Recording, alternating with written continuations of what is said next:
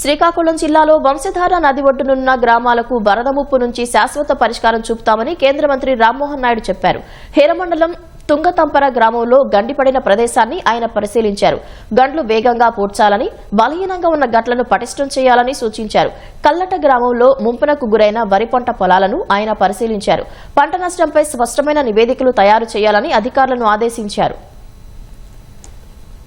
నది పక్కన ఉన్నటువంటి విలేజెస్ ఏవైతే ఉన్నాయో గ్రామాలు, వాళ్ళకి ఎప్పుడు కూడా ఒరిస్సాలో వర్షం పడిందన్నా సరే ఇక్కడ వీళ్ళు గుండె గుబేలు మనిపోతుంది.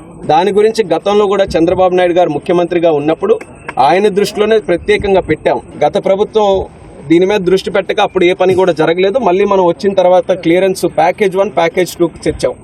దానివల్ల కొత్తూరు మండలం కానీ, హిరమండలం కానీ, ఈ మండలంలో ఉన్నటువంటి పక్క గ్రామాలన్నిటికీ కూడా సరిపోయే విధంగా పర్మిషన్ కూడా వచ్చింది. ఇమీడియట్ గా ఇక్కడ కరకట్లు తాలూకా కార్యక్రమాన్ని ఇమీడియట్ గా మొదలు పెడతాం. కరకట్లతో పాటు నది తాలూకా డైవర్షన్ గ్రాయిన్ పాయింట్స్ కానీ, ఏవైనా అడిషనల్ గా ఇన్ఫ్రాస్ట్రక్చర్ వర్క్స్ ఉంటే అవన్నీ కూడా దాంతో చేసే అవకాశం వస్తుంది. గొట్టా బ్యారేజ్ లో ఉన్నటువంటి నీరు లెఫ్ట్ మెయిన్ కెనాల్ ద్వారా సుమారు 150 కిలోమీటర్ల పలాస వరకు వెళితే ఆ రైతు పండించుకోవడానికి ఒక అవకాశం వస్తుంది. ఇంత బ్రహ్మాండమైనటువంటి నది మన దగ్గర ఉన్నందుకు దాన్ని ఉపయోగించుకోవాలంటే ఒకటి, నది పక్కన ఉన్న వారికి ఇబ్బంది ఉండకూడదు. నదిలో ఉండే వాటర్ ఎంత దూరం మనం పంపించగలిగితే అంత దూరం పంపించాలి.